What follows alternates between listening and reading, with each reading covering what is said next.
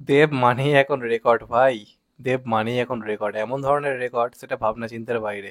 এই কথাটা আমি কেন বলছি, দেবদের এখন এক একটা গানে মানে 24 ঘন্টায় যে পরিমাণ ভিউজ হচ্ছে, বাকি গোটা বাংলায় সারা বছর ধরে যে পরিমাণ গান আছে তার টোটাল ভিউজ আই থিঙ্ক দেবদার গানের সমান হয়ে গিয়ে দাঁড়ায়। আমি বলছি উইদাউট বুস্ট। তুমি দেখতে পাবে এখন বহু গান এমন দেখা যায় কিছু নতুন নতুন সিনেমার ক্ষেত্রে, লাইকস দেখতে পাবে তুমি 1,000 থেকে 2,000, এদিকে ভিউজ দেখায় 1 মিলিয়ন 2 মিলিয়ন হয়ে গেছে। সেগুলো টাকা দিয়ে ভিউজ মানে কেনা যায়, এরকম দেখতে পাবে। একটা রেসিও তো আমরা যেটা ইউটিউব করছি এখন বুঝতে পারি।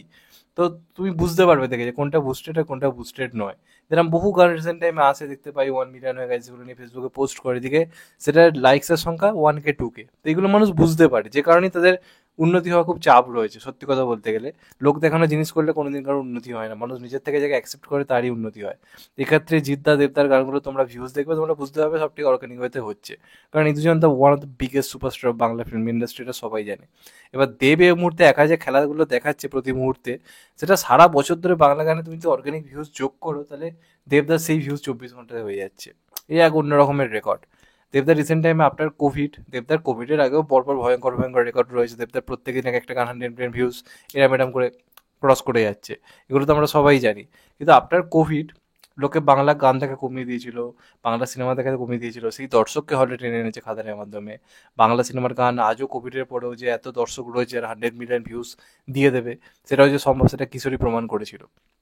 এবার এই যে গানটা এসছে, সেই গানটা যা খেলা দেখাচ্ছে না, আনবিলিভেবল খেলা দেখাচ্ছে। গানে গানে গানটার কথা বলছি। প্রথম কথা, অরিজিৎ এবং শ্রেয়া জুটি এটা দারুণভাবে এফেক্ট কোথাও গিয়ে ফেলেছে। তার থেকেও ভয়ঙ্কর এফেক্ট হচ্ছে দেব শুভশ্রী জুটি এতদিন পরে তাকে একসঙ্গে গান করতে দেখতে পাওয়া, এবং হয়তো শেষবারের মতো দেখতে পাওয়া। হয়তো কথাটা বলতেই হবে, কারণ ইন ফিউচার কী হবে আমরা কেউ জানি না। তো হয়তো শেষবারের জন্যই তাদেরকে হয়তো কোনো গানে আমরা দেখার সুযোগ পাচ্ছি।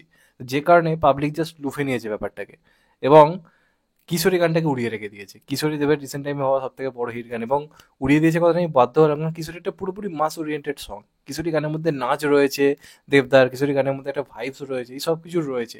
কত কত মানুষ রিলস করেছে। এবার এই গানটা তো সেরম গান না, এই গানটা একটা হালকা ফুলকা ধরনের গান।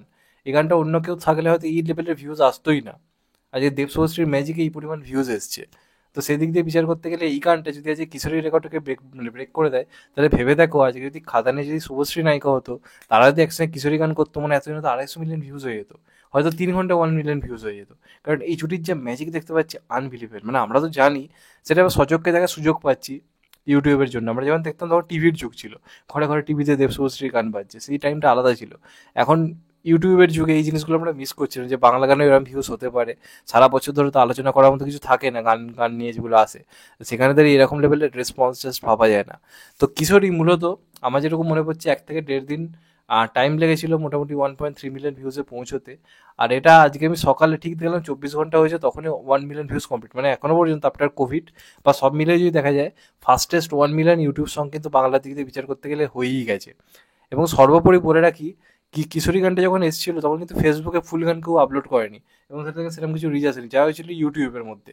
তোমাদেরকে বলে রাখি, গানে গানে গানটা অলরেডি ফেসবুকে ভাইরাল হয়ে গেছে, তারপরে ইউটিউবের রেসপন্স। মানে যদি ফেসবুকে গানটা না ছাড়ানো হতো, তাহলে আজকে ইউটিউবে হয়তো 3 মিলিয়ন 4 মিলিয়ন ভিউজ হয়ে যেতে পারতো। এই কথাটা আমি কেন বলছি, দিলসে দেবিয়ান্স বলে একটা পেজ রয়েছে, তারা তাদের পেজে গানটা ফুল সংটা আপলোড করে, সেটার ভিউজ 2.5 মিলিয়ন। 2.5 মিলিয়ন, এবং তাদের 1 মিলিয়ন হয়ে গেছিল সম্ভবত মানে 9 থেকে 10 ঘন্টার মধ্যে। ক্যান ইউ ইম্যাজিন, ফেসবুকের মতো একটা জায়গায় 9 থেকে 10 ঘন্টায় দেব শুভশ্রীর গান 1 মিলিয়ন ভিউজ অর্জন করছে, 24 ঘন্টায় 2.5 মিলিয়ন। এবার তুমি সেটা অ্যাড করে দাও আর এদিকে 1 মিলিয়ন অ্যাড করে দাও, তাহলে হয়ে যাচ্ছে 3.5 মিলিয়ন। তার মানে ফেসবুকে না এলে এটা আই থিঙ্ক এতক্ষণে 3 মিলিয়ন হয়ে যেত। তাহলে একটা বিগেস্ট রেসপন্স জাস্ট ভাবা যায় না। সব মিলে আমি যদি দুটো প্ল্যাটফর্ম ধরি, তাহলে 24 ঘন্টাতে প্রায় মেরে কেটে আজকে রাত্রির মধ্যেই মনে হচ্ছে তো 4 মিলিয়ন ভিউজ চলে যাবে, কালকের মধ্যে 5 মিলিয়ন ভিউজ চলে আসবে। জাস্ট ভাবা যায় না। এবং ফেসবুকে এবং ইউটিউব সর্বত্র গানটা আঙুল লাগিয়ে দিয়েছে। প্রচুর মানুষ সেটা নিয়ে পোস্ট ছেড়েছে, ক্লিপের বিভিন্ন অংশগুলো ছেড়ে ছেড়ে প্রচুর কথা হচ্ছে গানটাকে নিয়ে, এমনটা দেখা যায় না। তাহলে একটা আলাদা রেসপন্স, এবং ট্রেন্ডিংয়ে তো রয়েছে। প্রায় হয়ে গেল আজকে সারাদিনে দেখছি 5-6 ঘন্টা ধরে মিউজিক এবং অল ইন্ডিয়া ট্রেন্ডিং গানটা রয়েছে। তো হিউজ রেসপন্স, বাংলা সিনেমার পুরোনো সেই গানের যুগ কোথাও গিয়ে ফিরে এসছে, এবং দেবদার হাত ধরেই কোথাও গিয়ে ফিরলো। তো বিরাট ব্যাপার। তো দেখা যাক, ধূমকেতুর হাইপ তো তুঙ্গে পৌঁছচ্ছে।